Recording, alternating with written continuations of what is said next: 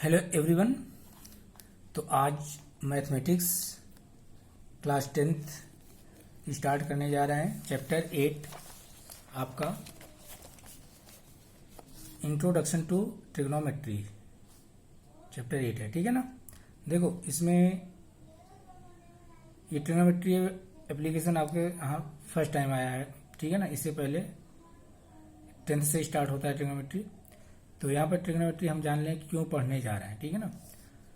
तो ट्रिग्नोमेट्री हम इसलिए पढ़ते हैं, जैसे समटाइम्स होता क्या है कि अगर कह दिया जाए कि कुतुब मीनार की हाइट बताओ, ठीक है ना, तो अब उसकी हाइट बताने के लिए उसे हमें मेजर करना पड़ेगा, ठीक है ना। तो जो कि पॉसिबल ना हो, लेकिन हाइट विदाउट डायरेक्टली मेजर किए with the help of trigonometry हम उसकी हाइट को बता सकते हैं, ठीक है ना।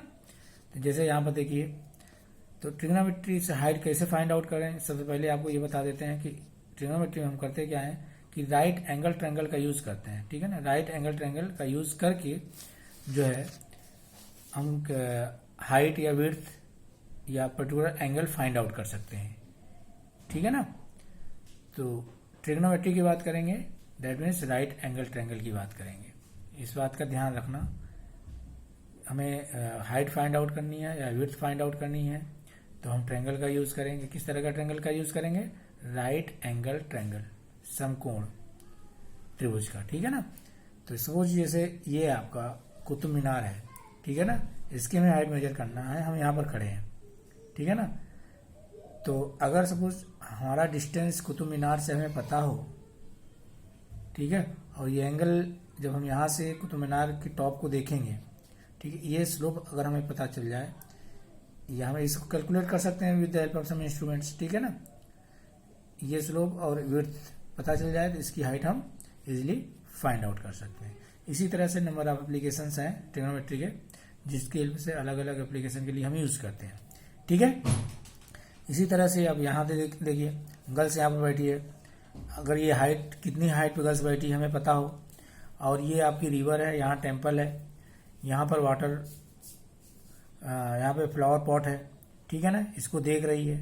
ये जस्ट बैंक ऑफ रिवर है, यहाँ बैंक ऑफ रिवर पे ये इसका हाउस है। तो अगर इसकी विड्थ आपको कैलकुलेट करनी हो, अगर हाइट हमें पता हो, ये स्लोप पता हो, तो हम विड्थ इजीली फाइंड आउट कर सकते हैं, ठीक है ना।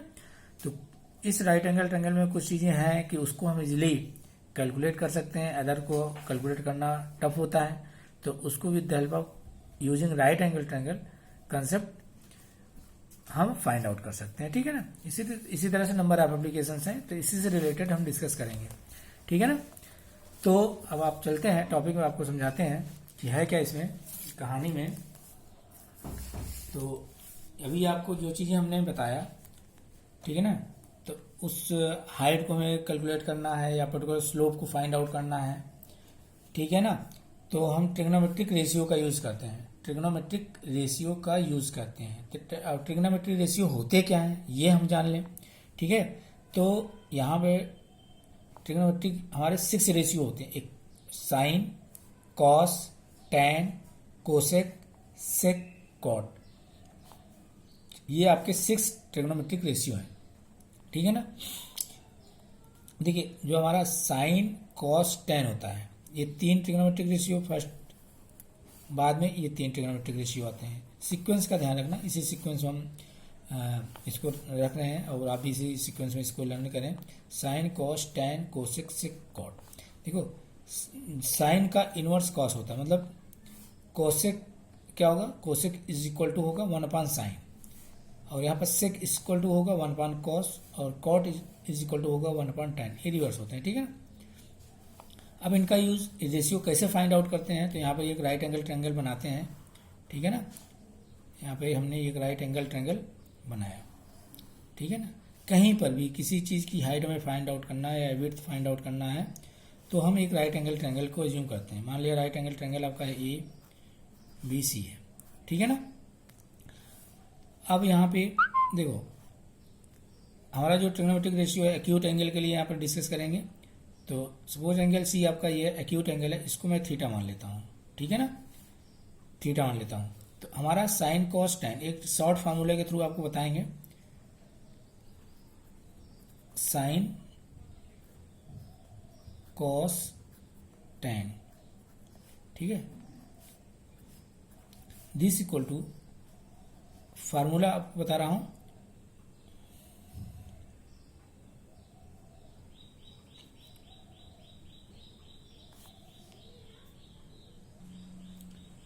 ठीक है।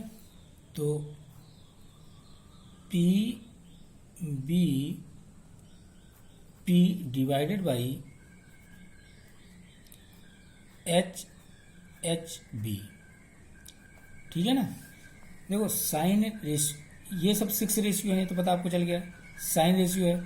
तो यहाँ पे ये एंगल आपका थीटा है, तो साइन थीटा, थीटा एंगल को रिप्रेजेंट करता है। जैसे इस एंगल के विद रिस्पेक्ट टू हम फाइंड आउट करेंगे ट्रिग्नोमेट्रिक रेशियो को, साइन थीटा बोलेंगे। Sine theta is equal to होता है परपेंडिकुलर डिवाइडेड बाई बेस। तो थीटा, जो जिस भी थीटा की बात करेंगे, इस राइट एंगल ट्रायंगल में ये तो 90 डिग्री आपका हो गया, बात समझ में आया। अब एक एंगल आपका ये सी एक्यूट एंगल है, दूसरा एक्यूट एंगल आपका ये है। अगर हम इस एंगल के विद रिस्पेक्ट टू कैलकुलेशन कर रहे हैं ना, तो इस एंगल के सामने जो आर्म दिखेगी उसको हम परपेंडिकुलर बोलते हैं। क्या बोलते हैं? परपेंडिकुलर, ठीक है। और इस एंगल से लगा हुआ आर्म जो होता है, दो आर्म लगे होते हैं, एक ये होता है जो 90 डिग्री के सामने होता है, एक आपसे ये ए बी और बी सी, ये परपेंडिकुलर जो दो लाइंस होती हैं, ठीक है ना। तो ये हमारा बेस होगा, क्या होगा? बेस होगा।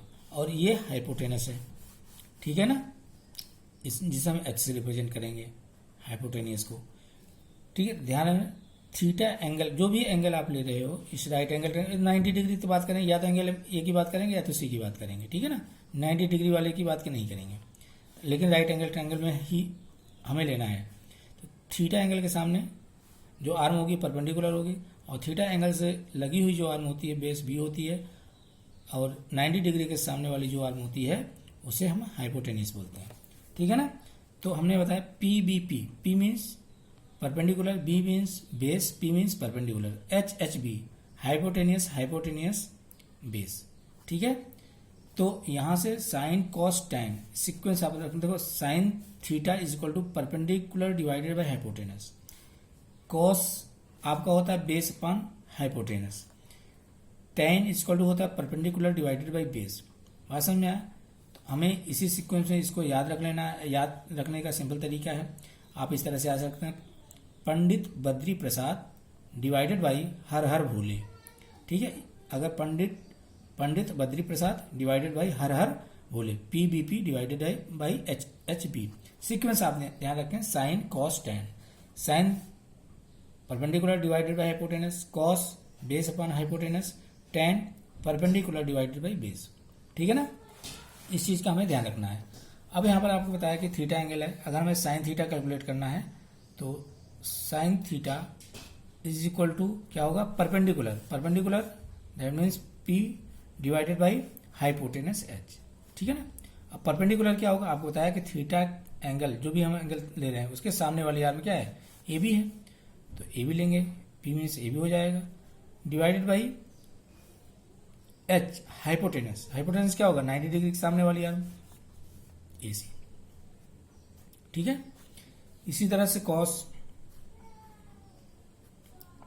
थीटा, ध्यान रखने ये मल्टीप्लाई नहीं होते, साइन थीटा, ये एंगल, इसको पढ़ेंगे sine angle of theta, cos angle of theta, ठीक है। कॉस थीटा क्या होता है आपका? Base upon hypotenuse, B upon H, ठीक है। दिस इक्वल टू बेस क्या होगा? थीटा की बात कर रहे हैं तो बेस आपका लगा हुआ है, जो आर्म होता है ये हाइपोटेनस को छोड़ करके, तो आपका बीसी हो जाएगा, हाइपोटेनस बेस बीसी होगा, और बेस अपॉन हाइपोटेनस, हाइपोटेनस क्या होगा? एसी होगा, ठीक है। तो cos theta BC upon AC हो जाएगा। इसी तरह से टैन थीटा की बात करें, टैन थीटा इक्वल टू क्या होता है?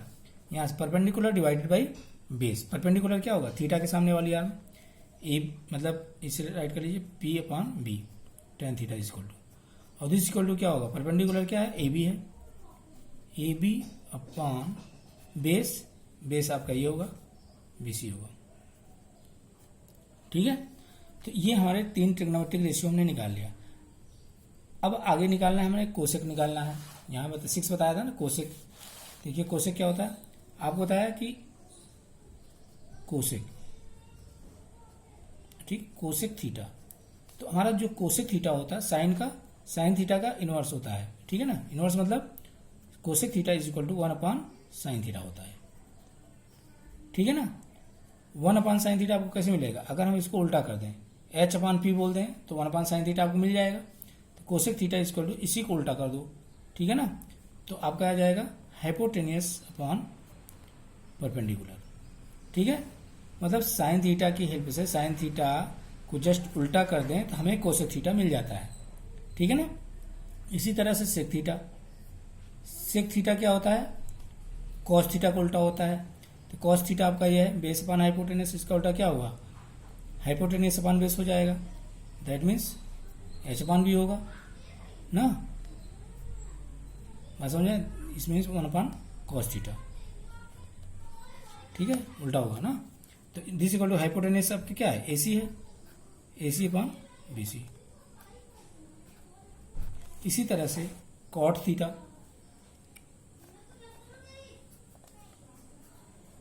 इज इक्वल टू क्या होगा, tan का उल्टा होता है, tan theta is equal to perpendicular upon base है। तो कॉट थीटा क्या हो जाएगा, बेस अपॉन परपेंडिकुलर हो जाएगा, ठीक है ना। तो B/P this equal to base आपका BC है, BC अपॉन परपेंडिकुलर AB, ठीक है। तो इस तरह से ट्रिग्नोमेट्रिक रेशियो हम फाइंड आउट करते हैं किसी भी राइट एंगल ट्रायंगल में, बात समझा। इसी तरह से अगर हम ये कहें कि हमें ये एंगल फाइंड आउट करना है, ठीक है, इस एंगल A की हेल्प से फाइंड आउट करना है, तो यहाँ पर मैं आपको इसे एंगल कुछ अलग मान लेता हूँ, इसे फाई मान लेता हूँ, ठीक है ना। फाई एक सिंबल है, समटाइम्स हम एंगल को रिप्रेजेंट कर सकते हैं, ठीक है ना। तो यहाँ पर देखिए, तो यहाँ पे अब इसी तरह से साइन फाई, अब ये परपेंडिकुलर हो जाएगा, ये बेस हो जाएगा और ये हाइपोटेनस हो जाएगा।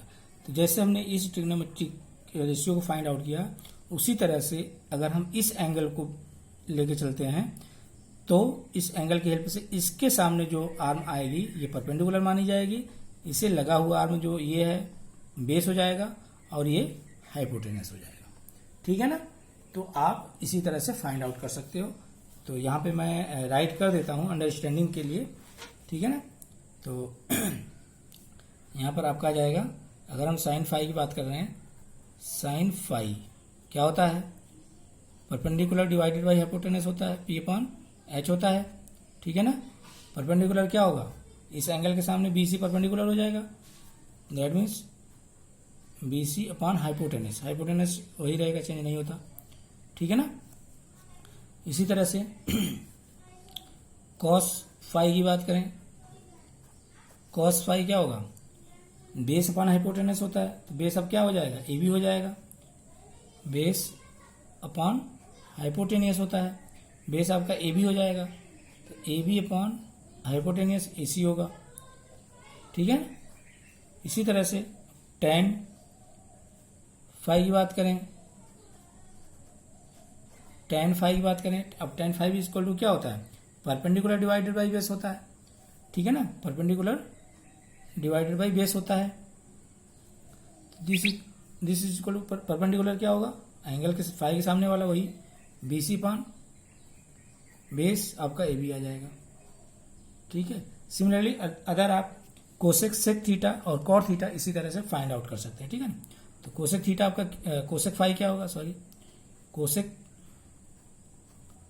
फाई इक्वल टू क्या होगा, 1/sin फाई, ठीक है, 1/sin फाई, साइन फाई को उल्टा कर दीजिए, H/P हो जाएगा, H/P, ठीक है। This equal to AC/BC, AC/BC, ठीक है। इसी तरह से हमें सेक फाई फाइंड आउट करना है, sec phi, this equal to sec phi क्या होगा, कॉस फाई का उल्टा होता है, दैट मीन्स 1/cos फाई, ठीक है। और this equal to cos phi को उल्टा करो क्या बोलोगे, H/B बोलोगे, H/B, H means hypotenuse, hypotenuse आपका क्या है AC है, hypotenuse AC upon base. Base क्या है आपका? AB है। Similarly cot phi is equal to 1/tan phi हो जाता है, उल्टा हो जाता है।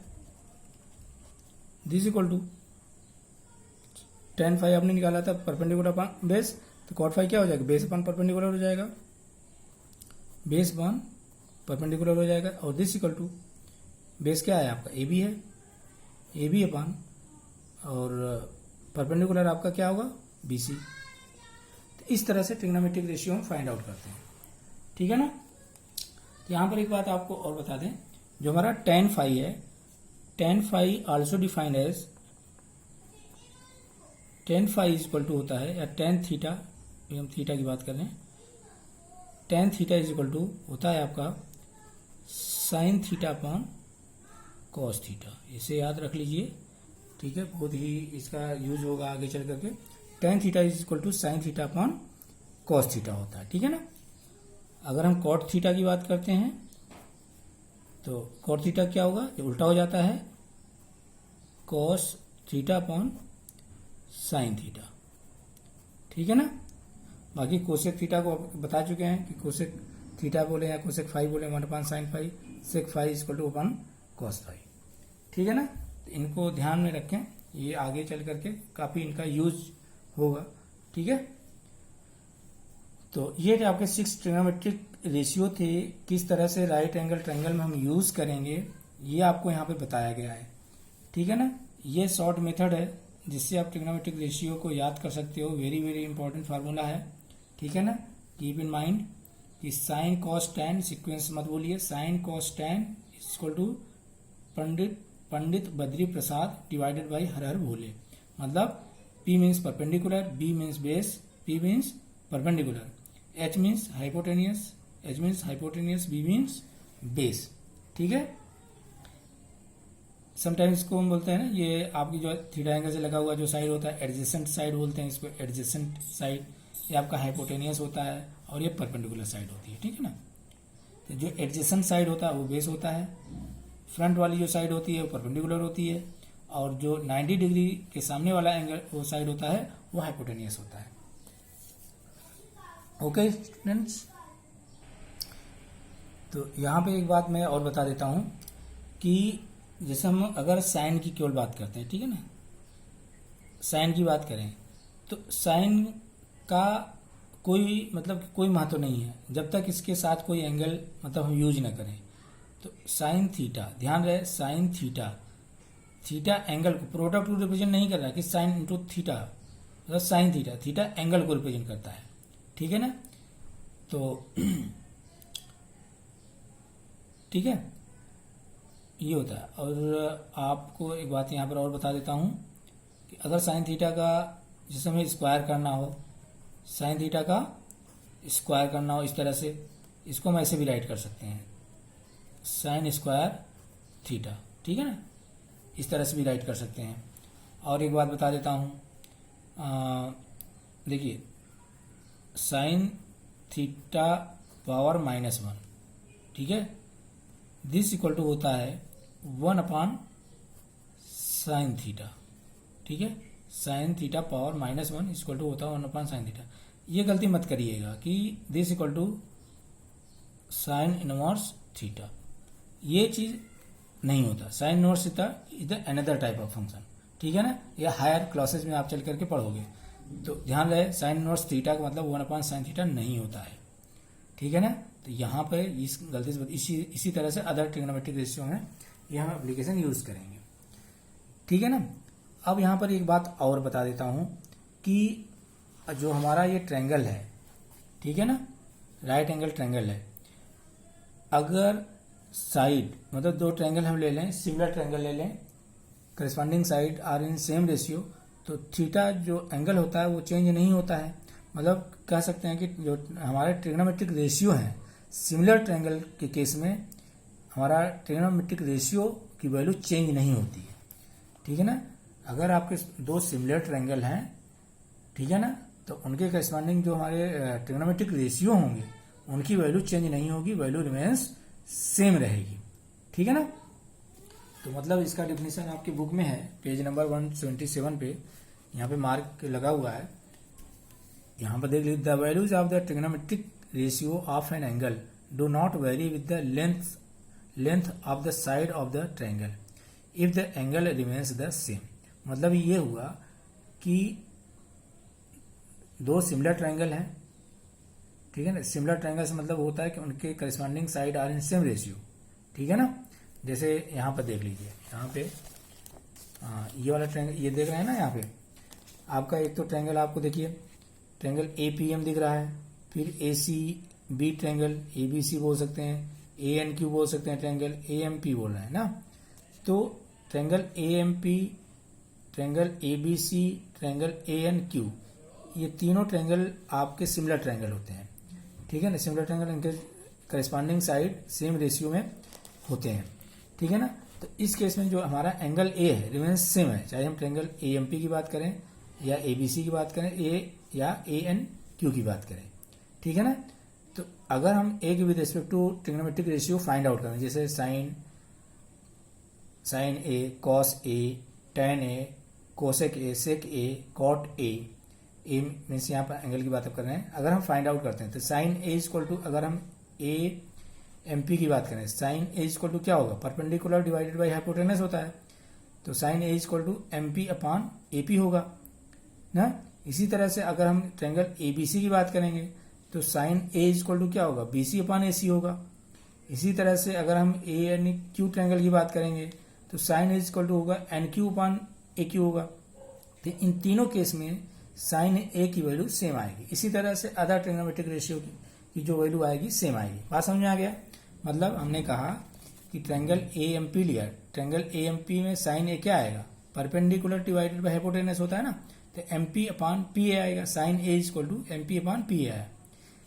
समझ में आ गया। इसी तरह से अगर हम ट्रायंगल ABC की बात करें तो साइन A इक्वल टू क्या होगा, BC अपॉन AC होगा, perpendicular divided by hypotenuse, BC upon AC हो जाएगा। इसी तरह से अगर ट्रायंगल ANQ की बात करें, बड़ा वाला ट्रायंगल, तो इसमें साइन A इक्वल टू क्या होगा, NQ अपॉन AQ। तीनों केस में साइन A की वैल्यू रिमेन सेम रहेगी क्योंकि एंगल चेंज नहीं हो रहा, ठीक है ना। तो तीनों केस में जो हमारा साइन रेशियो है उसकी वैल्यू रिमेन्स सेम रहेगी। ध्यान रहे सिमिलर ट्रायंगल के केस में, ठीक है ना, सिमिलर ट्रायंगल के केस में हमारा जो ट्रिग्नोमेट्रिक रेशियो की वैल्यू होती है वो रिमेन्स सेम रहती है, ठीक है ना। तो इतनी चीजें हमें पता चल गई। तो हम एक्सरसाइज पे चलते हैं, ठीक है ना। एक्सरसाइज स्टार्ट करेंगे, ओके। तो ठीक है, तो एक्सरसाइज 8.1